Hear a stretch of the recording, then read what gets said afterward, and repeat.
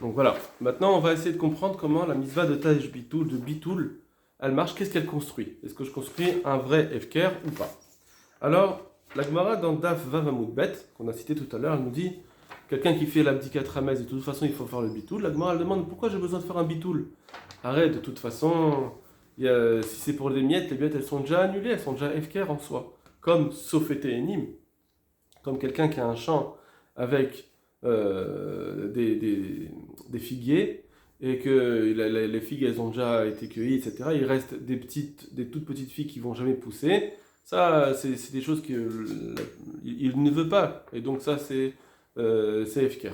D'accord? Bon. En tout cas, la Gemara nous dit indigne de Efker. Apparemment, on voudrait dire que ben, la Gemara nous dit si tu veux faire un bitou, ça veut dire que tu veux faire un Efker. Or, le Efker, il est déjà fait. Or, le Efker dans les mètres, il est déjà fait. Donc, on voit bien qu'au départ, la Gemara passe par un Efker. Seulement, lui, le Ran, il va dire non. Que ensuite, quand la Gemara va parler de Glous Kayafa, etc., c'est pas un digne de Efker. On ne peut pas arriver à un digne de Efker dans une propriété, une vraie possession. Le Efker, il marche avec des conditions, il y a des halachot dans Efker. Mais quand je vais dire juste un bitoul, ma phrase du bitoul, ou bien de le dire dans le cœur, ça ne peut pas ça peut pas vraiment faire un digne de Efker. Et donc, le bitoul du Hametz, c'est pas un digne de Efker d'annulation de ma possession et que n'importe qui peut le prendre. C'est pas ça. On va voir que c'est autre chose. Premier point, parce qu'ils amènent des preuves. Le Ran, le Ramban amènent des preuves. Il dit par exemple, juste de dire un bitoul comme ça, on n'a pas vu dans Efker, ça marche pas. Cette annulation, même si je l'ai dit, ça marche pas dans le dinim de Efker. C'est pas Efker ça. Je ne peux pas annuler ma possession. Si quelqu'un vient et dit je ne veux plus ma chaise et que je sois comme un Fradehara, ça marche pas. C'est pas une formule qui marche pour le din de Efker. En plus, on voit que on peut faire un bitoul dans son cœur, et ça, c'est Dvarim Shebalev.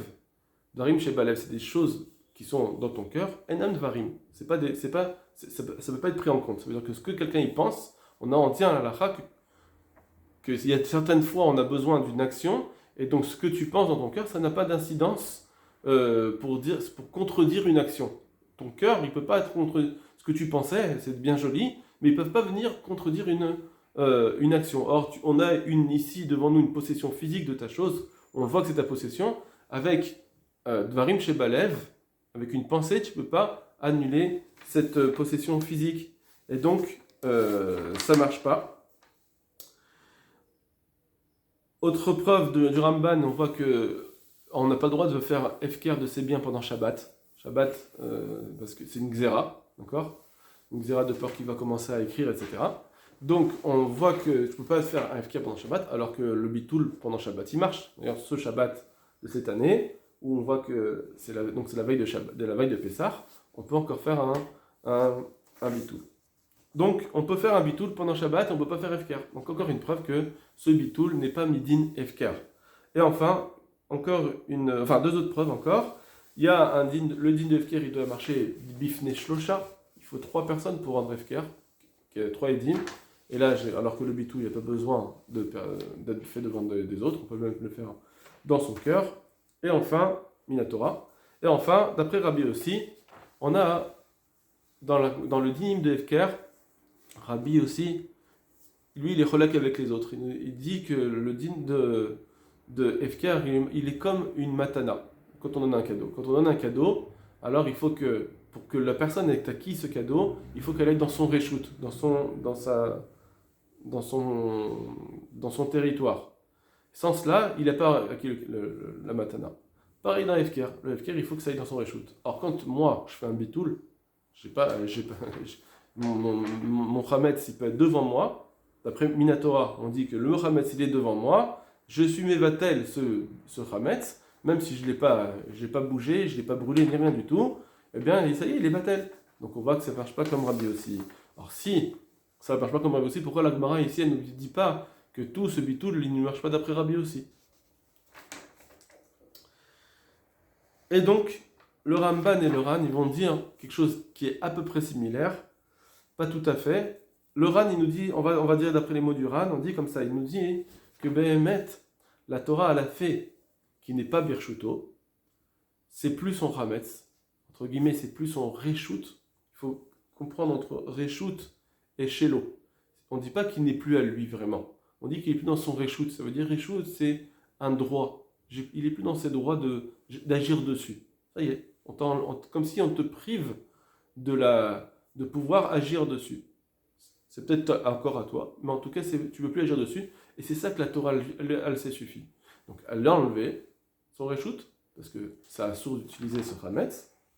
Mais par contre, avant ça, elle a voulu voir que tu fasses une mitzvah, de l'annuler. Et donc, elle a fait Keilou ou Birshuto, comme si c'est dans ton reshoot. On fait comme si c'est dans ton reshoot. C'est pas vraiment ton reshoot, on fait comme si c'est dans ton reshoot. Et donc, toi, tu dois faire une annulation, hein.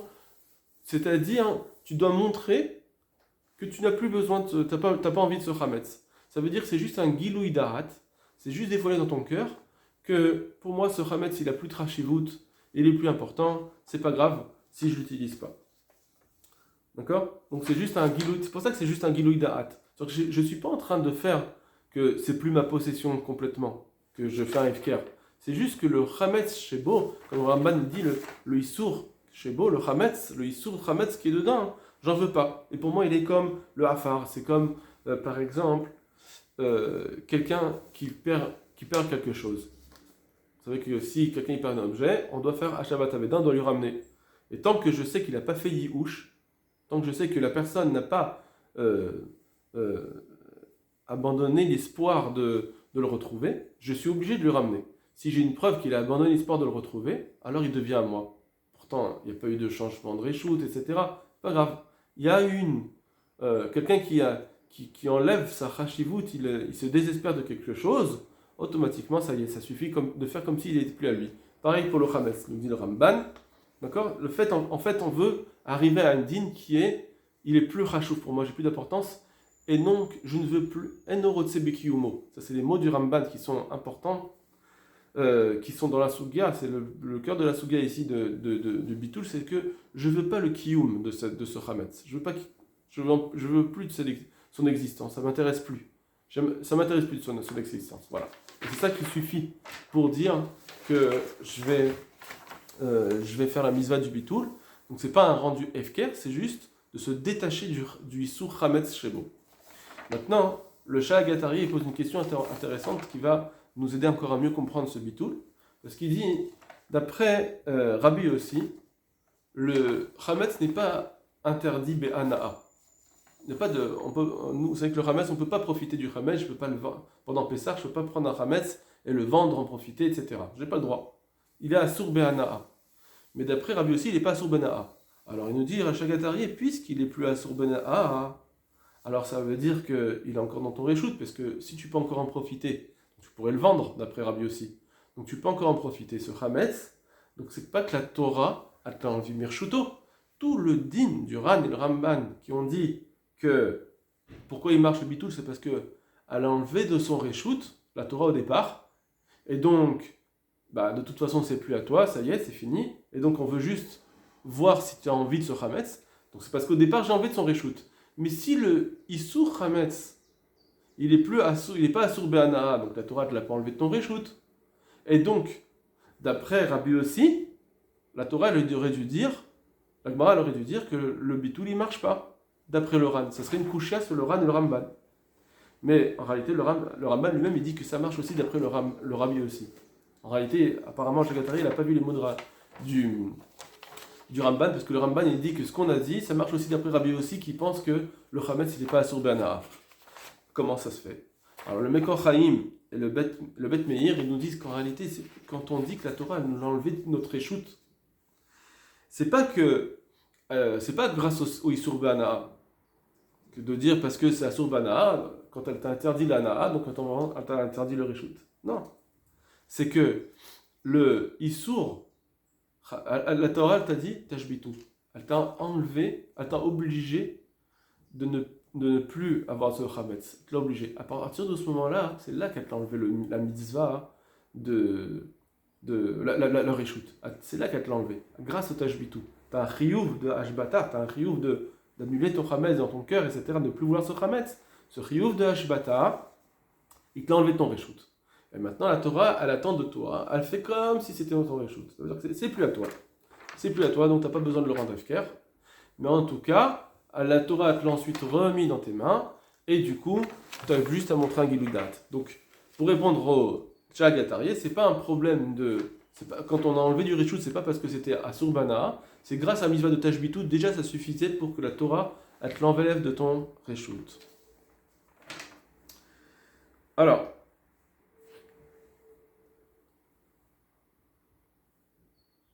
excusez-moi. Voilà. Maintenant, on va comprendre quelque chose dans la Gemara d'Avav Amoudbet. La Gemara dans Vav Amoudbet,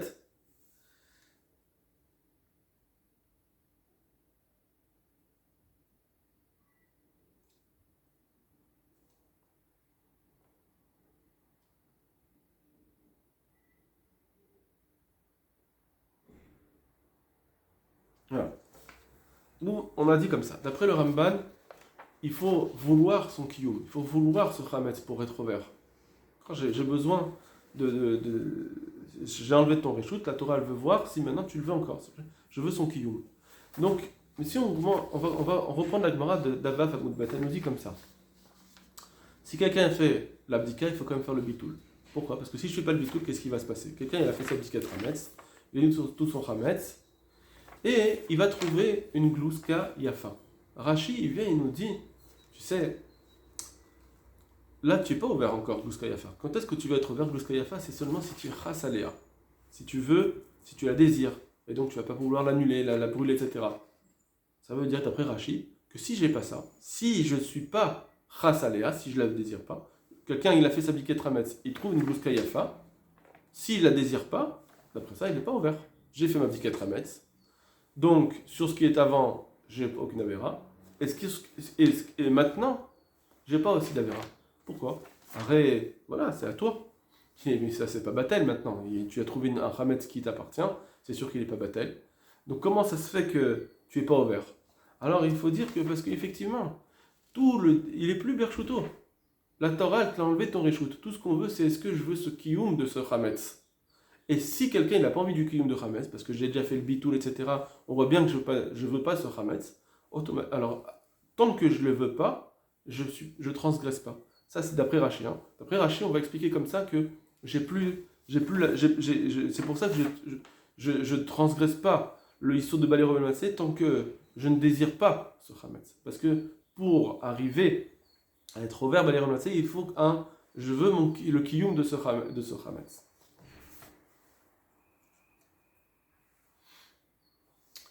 Et donc, voilà. Et donc ça, on a fini d'expliquer Rashi. Juste deux petites choses. On a dit qu'il y a l'exérote des Rabbanan, que c'est quelqu'un qui a fait quand même le bitoul.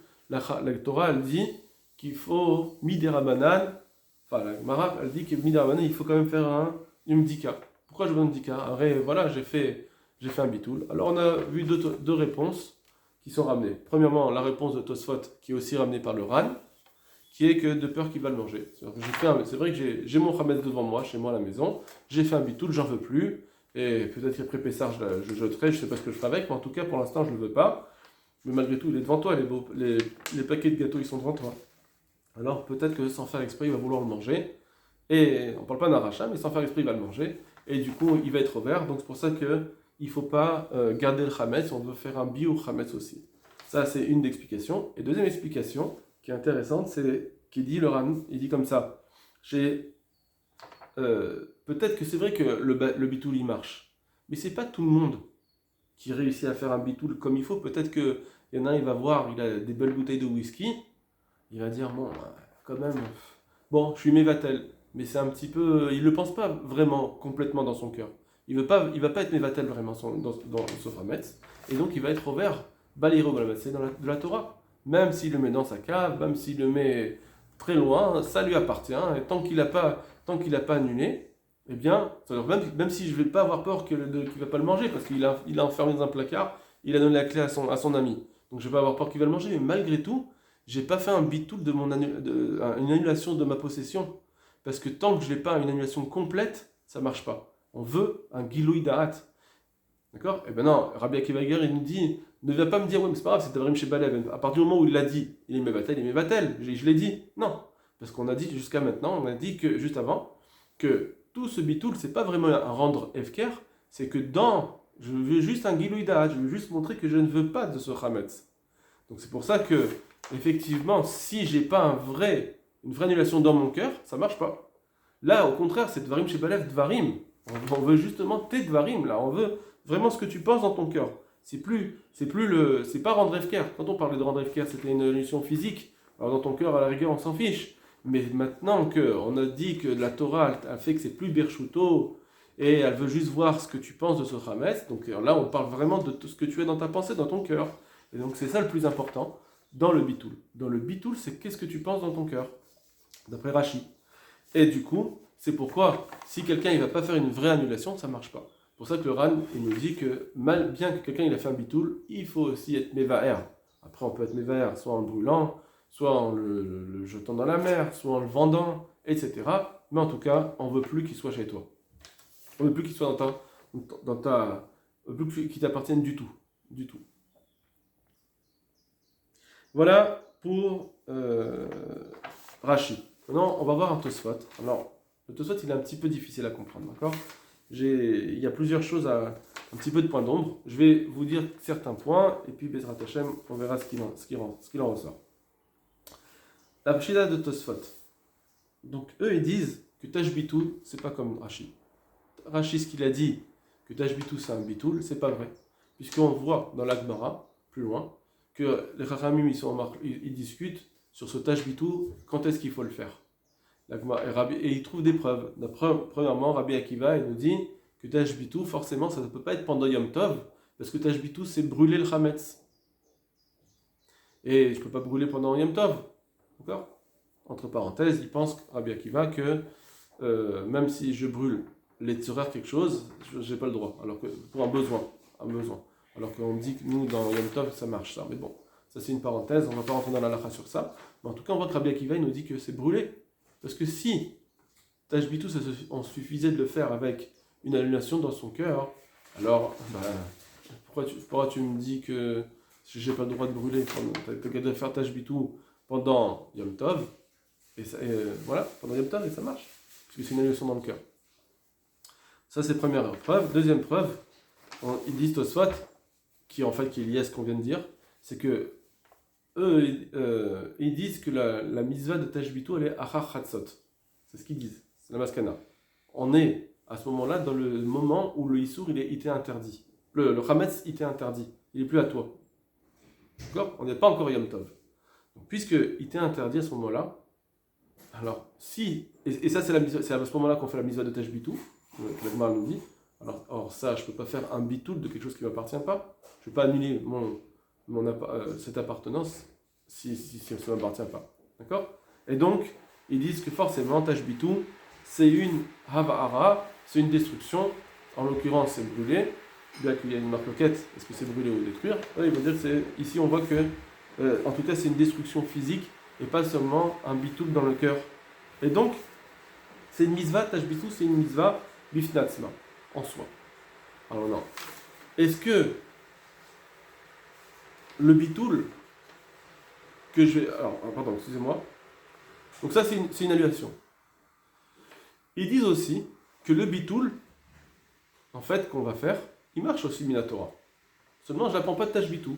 C'est juste une annulation, c'est rendre Efker. Et donc, ils enlèvent toutes les couchiottes. Il faudra répondre à toutes les couchiottes qu'ils ont dit, le Ran et le Ramban, que normalement, le bitoul qu'on dit, il ne peut pas suffire pour rendre Efker. Eux, ils disent que si ça rend Efker, par exemple, ils vont dire que la couchia, ils ont posé une couchia dans Nedarim, qu'on voit que Efker c'est de Bifne Shlosha. Alors ils disent, non, oui, tu as raison, mais ça c'est Midarban qu'il faut 3, il n'y a pas besoin de 3 personnes, ça suffit de le faire tout seul.